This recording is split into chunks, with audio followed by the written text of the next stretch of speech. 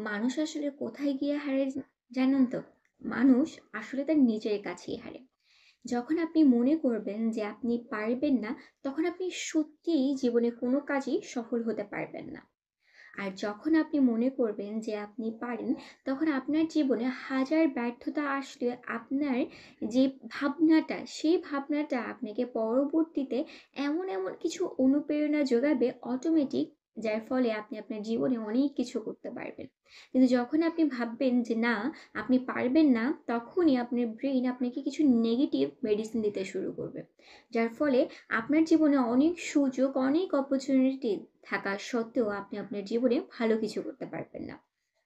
তাই সবসময় নিজের ব্রেনকে কিছু পজিটিভ মেডিসিন দিন, যার জন্য আপনার ব্রেন আপনার নিজেকে অটোমেটিক কিছু অনুপ্রেরণা দিতে পারে।